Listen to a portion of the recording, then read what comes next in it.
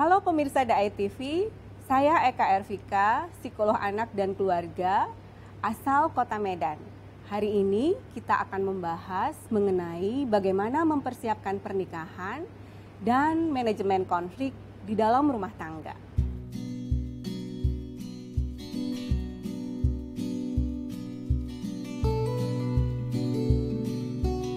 Pernikahan itu adalah sebuah proses panjang gitu ya, yang dimulai dari awal ketika kita mempersiapkan pernikahan. Jadi bagaimana kita mempersiapkan pernikahan itu akan sangat mempengaruhi bagaimana perjalanan pernikahan dan kehidupan dalam rumah tangga itu selanjutnya. Kapan sebenarnya seseorang dikatakan siap menikah? Secara umum di masyarakat biasanya seorang individu dikatakan siap menikah itu jika sudah memenuhi beberapa persyaratan. Yang pertama itu tentunya persyaratan fisik, karena menikah itu terkait dengan tugas dan fungsi reproduksi. Indikator kematangan fisik itu biasanya terkait dengan usia. Usia di sini artinya adalah usia kronologis ya, jadi beberapa usia seseorang. Secara umum dianggap yang siap menikah itu kalau dia sudah dewasa. Dewasa itu biasanya usianya kalau secara psikologis itu dimulai dari 18 tahun. Kemudian yang kedua kematangan finansial. Sebagian besar orang menganggap bahwa kemandirian ekonomi itu menjadi indikator seorang individu tuh siap menikah. Kemudian selanjutnya adalah kematangan psikologis. Nah ini yang kadang-kadang justru sering abai. Nah kematangan psikologis ini terkait dengan persiapan psikologis gitu ya. Dan yang terakhir itu adalah kesiapan sosial. Kenapa? Karena bagaimanapun juga sebagai seorang pribadi kita adalah makhluk sosial. Jadi menikah itu bukan hanya mempertemukan dua pribadi, tapi juga mempertemukan dua keluarga, dua budaya gitu ya.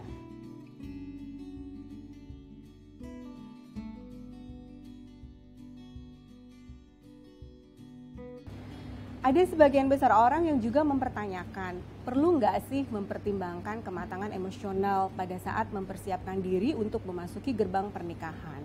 Nah, kematangan emosional ini sebetulnya menjadi bagian dalam mempersiapkan psikologis. Kematangan emosional ini tidak selalu berhubungan dengan kematangan fisik. Jadi faktor usia bukan menjadi faktor yang menentukan apakah seseorang menjadi matang secara emosi atau tidak. Jadi semakin tinggi usia seseorang, belum tentu emosinya akan menjadi semakin matang gitu ya. Nah, ciri orang yang matang emosi itu yang pertama adalah lebih banyak mendengarkan ketimbang berbicara. Kemudian yang kedua adalah mampu melakukan sesuatu atau bertindak itu dengan pertimbangan yang matang. Kemudian yang ketiga adalah mampu memahami emosi orang lain dan mampu berempati. Jadi kenapa? Karena di dalam pernikahan itu isinya adalah dua pribadi yang berbeda gitu ya. Dalam prosesnya dibutuhkan saling pengertian dan pemahaman, sehingga sangat dibutuhkan empati. Nah, ciri kematangan emosi yang keempat itu adalah mampu memaafkan orang lain. Selanjutnya yang juga terkait dengan kematangan emosi adalah kemampuan untuk introspeksi diri atau self-reflection. Jadi kalau kita bicara tadi bagaimana seorang individu yang matang itu mudah memaafkan orang lain, itu tidak akan terjadi kalau dia tidak bisa introspeksi diri. Kemudian yang selanjutnya yang juga masih terkait dengan kematangan emosi itu adalah bagaimana seseorang itu merasa berharga dan respect terhadap dirinya sendiri. Selanjutnya kemampuan untuk berkomunikasi dan asertif gitu ya. Jadi orang yang matang emosi tentu akan tahu dia berhadapan dengan siapa, bagaimana dia harus berkomunikasi, kemudian bagaimana dia mengemukakan apa yang ada di dalam pikiran, kemudian bagaimana perasaannya secara tepat tentu saja.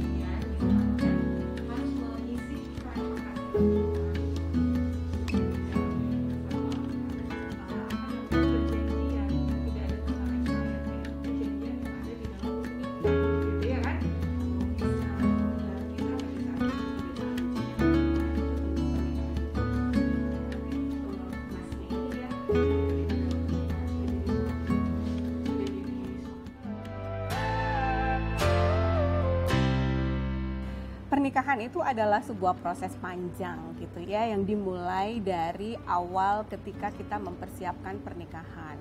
Jadi bagaimana kita mempersiapkan pernikahan itu akan sangat mempengaruhi bagaimana perjalanan pernikahan dan kehidupan dalam rumah tangga itu selanjutnya. Apa sih tips yang harus diperhatikan dalam memilih pasangan? Yang pertama adalah kenali diri sendiri terlebih dahulu. Jadi banyak di antara kita berpikir bahwa mencari pasangan itu adalah mencari informasi sebanyak-banyaknya tentang pasangan, tapi kita lupa tentang diri kita sendiri. Nah, dengan kita mengenali diri kita sendiri, kita jadi tahu kira-kira sosok seperti apa yang kira-kira cocok untuk mendampingi kita. Kemudian yang kedua, carilah pasangan yang memiliki kesamaan keyakinan gitu ya. Jadi memiliki kesamaan keyakinan ini kenapa sih menjadi penting?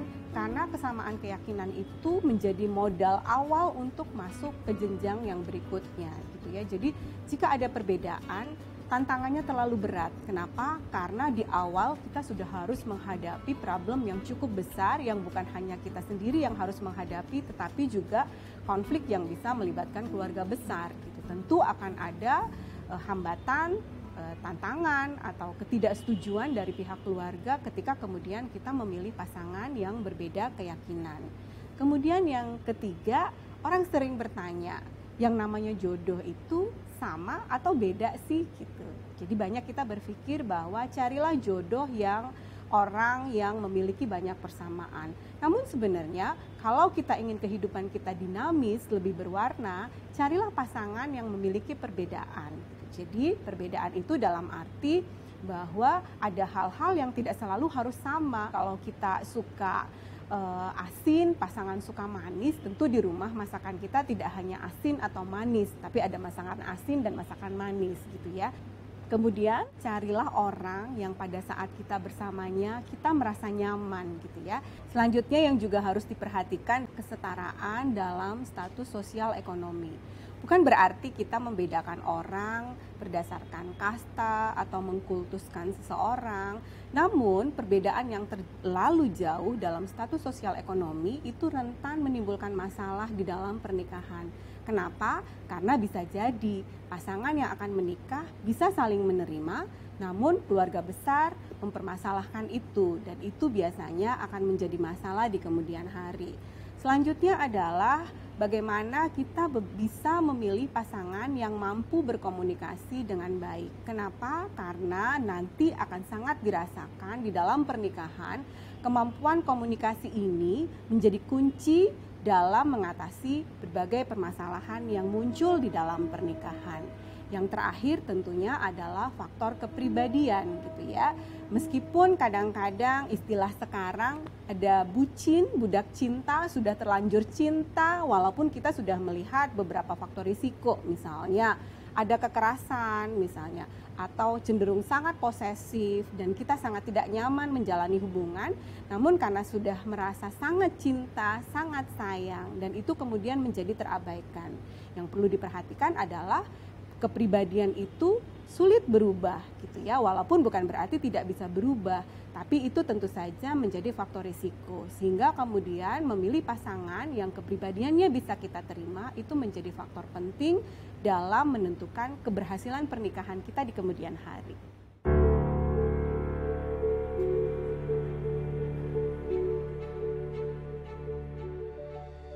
Nah, jadi kalau kita bicara mengenai risiko di dalam pernikahan, faktor risiko ini agar tidak muncul tentunya kita harus kembali mempertimbangkan proses persiapannya gitu ya. Jadi tadi kita sudah membahas bahwa ada 4 hal yang harus disiapkan.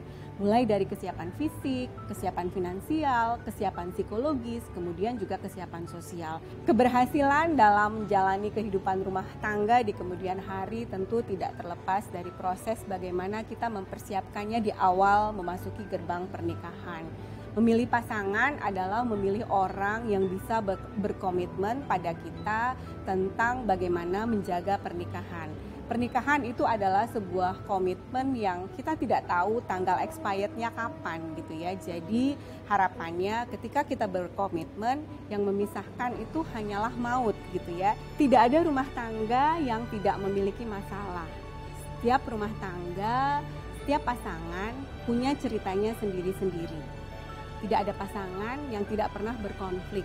Namun persoalannya bukan pada konflik yang dialami, tapi bagaimana masing-masing pasangan menghadapi konflik.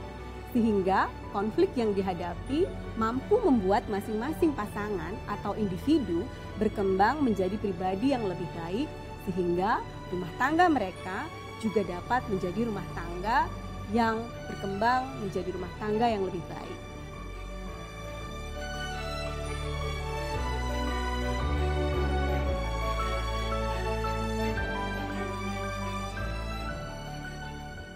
Nah, itu tadi adalah hal-hal yang terkait dengan bagaimana mempersiapkan pernikahan dan manajemen konflik di dalam rumah tangga.